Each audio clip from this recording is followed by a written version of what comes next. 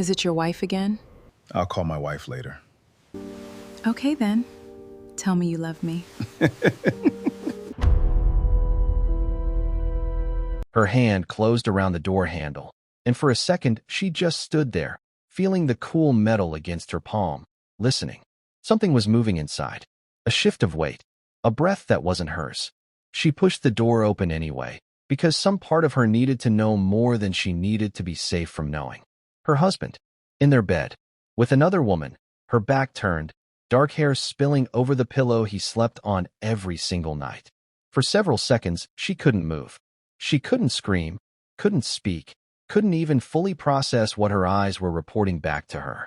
She just stood there in the doorway, staring at the man she had built an entire life around, a man she was never supposed to see again until tomorrow. Her husband said her name like a question, like maybe if he said it softly enough, none of this would be real. She didn't answer him. Her hands weren't quite steady, but she pulled out her phone anyway and started recording, because some quiet, disconnected part of her brain already understood that later she wasn't going to trust her own memory of this moment, that she was going to need proof the same way you need proof of something that feels too impossible to have actually happened. Then the woman turned around, and it wasn't a stranger.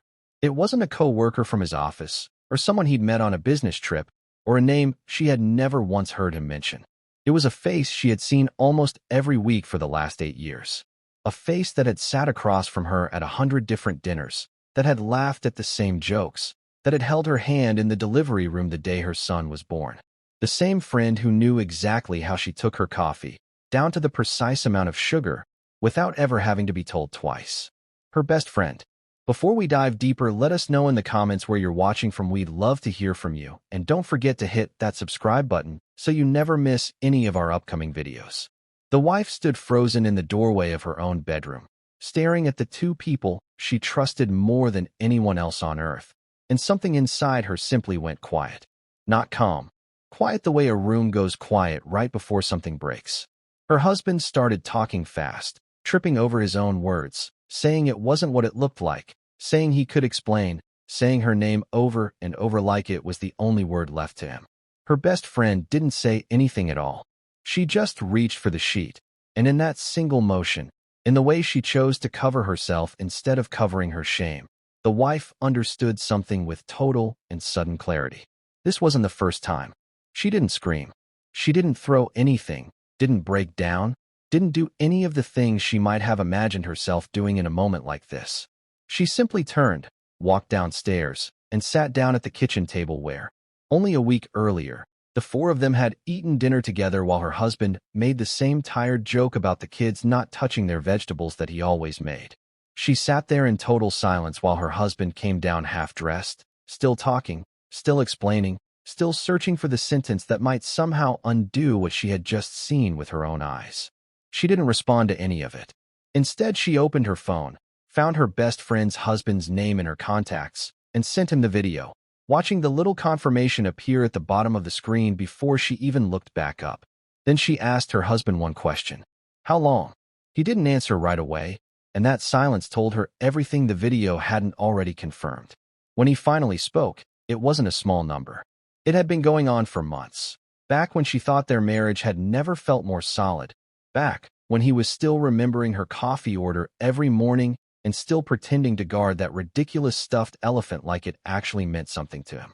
That evening, instead of an apology, her phone lit up with a message from her best friend, not asking for forgiveness, but demanding to know why she'd sent the video to her husband, why she was trying to destroy her marriage.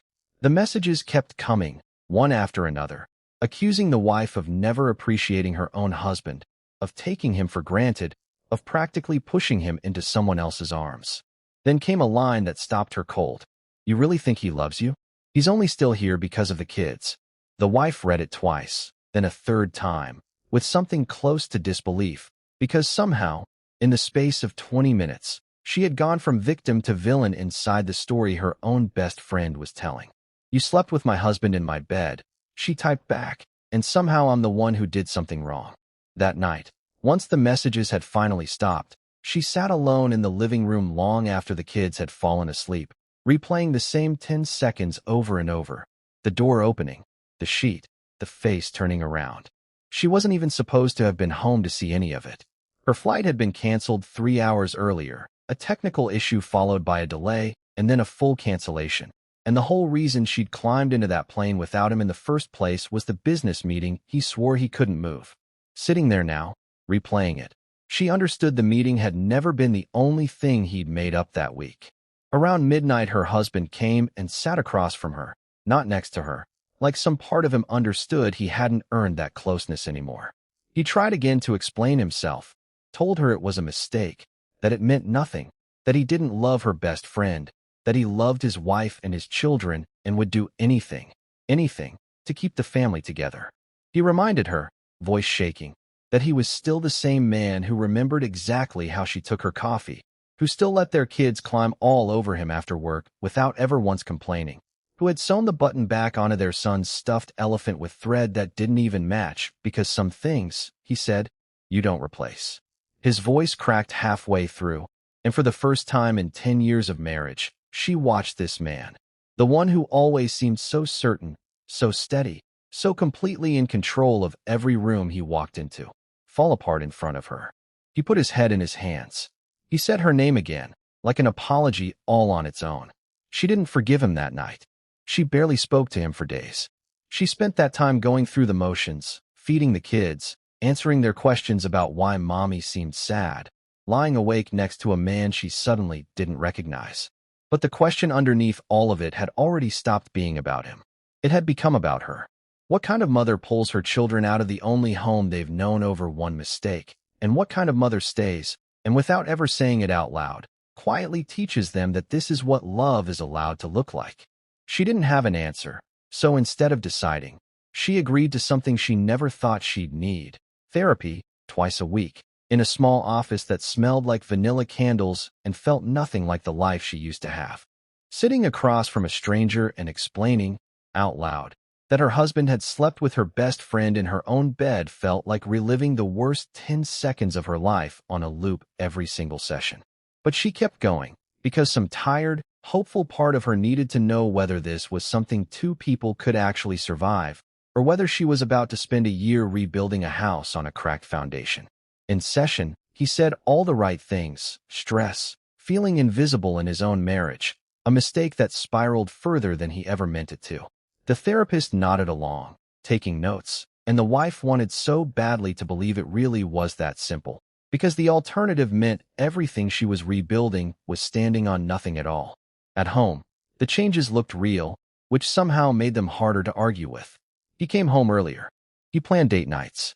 He rebuilt the small rituals they'd always had: the Friday night tie order, the forehead kisses, asking about her day like the answer actually mattered to him. Every week that passed without incident felt like proof she hadn't been a fool to stay. She let her guard down slowly, the way you test ice before trusting your full weight on it.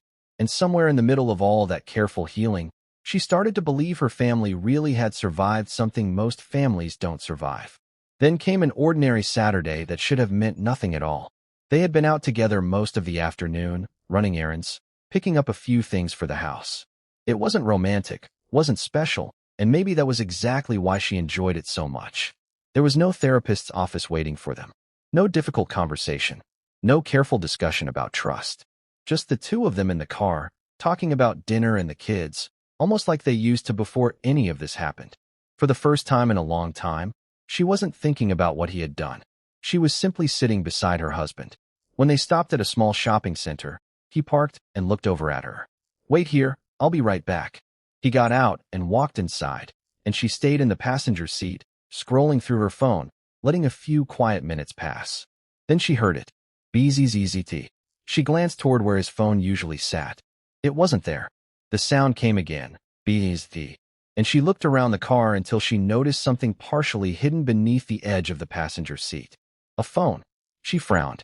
It wasn't the one he normally carried.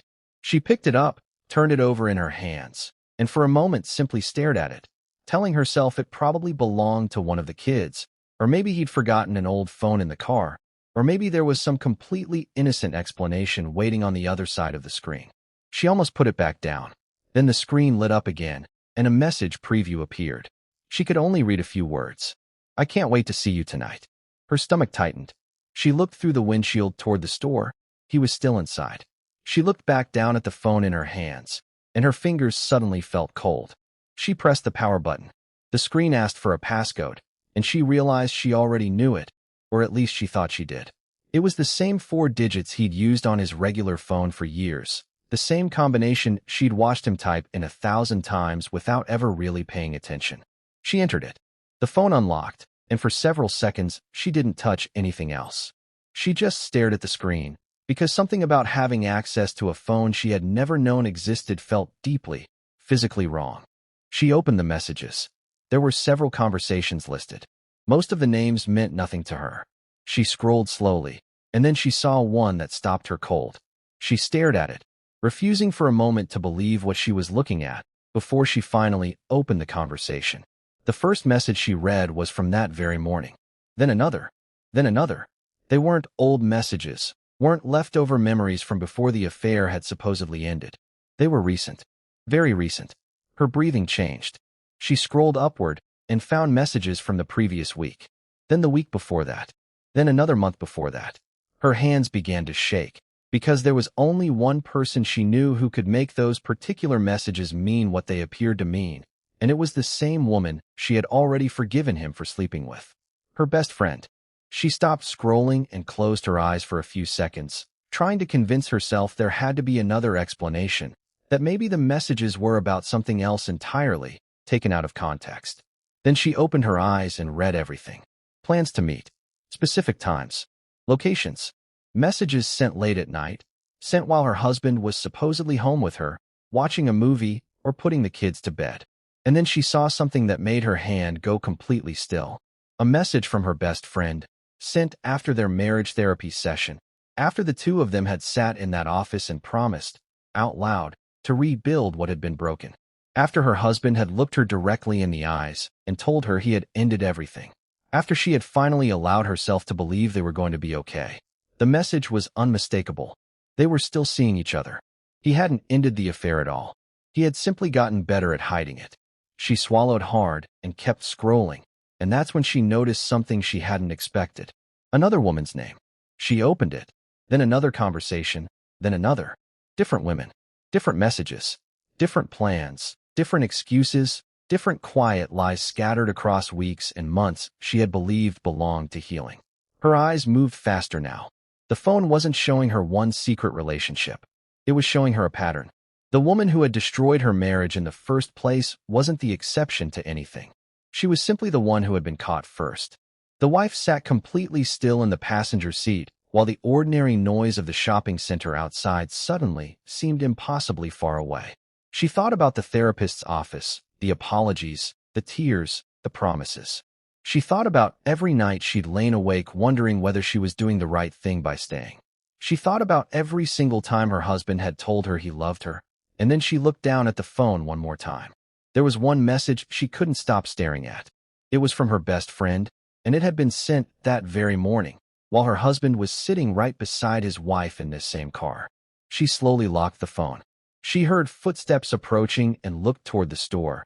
Her husband was coming back, walking with the easy, unhurried pace of a man who had no idea that in the few minutes he'd been gone, his wife had discovered the entire life he'd spent months carefully hiding from her. He climbed into the car with a small, apologetic smile. "Sorry, took longer than I thought." She looked at him and, for the first time since she had met him, realized she was sitting beside a man she no longer knew at all. She slipped the second phone into her bag and spent the rest of the drive home answering his small talk in the shortest sentences she could manage, watching him hum along quietly to the radio, like a man with nothing in the world to hide, understanding for the first time exactly how effortless all of this had apparently become for him. That night, once the kids were finally asleep, she locked herself in the bathroom and sat on the edge of the tub with the second phone in her hands, scrolling back through weeks of a life she had never been allowed to see, months she had genuinely believed were about healing. She thought about every session in that vanilla-scented office, every hour she'd spent quietly wondering what was broken in her that a man she loved would do this to her not once but twice. She thought about the elephant sitting on her son's windowsill, about the clumsy, mismatched stitches holding its button in place, About every small ritual she had convinced herself still meant something real. And she finally let herself ask the question she had been circling for months without ever saying it out loud.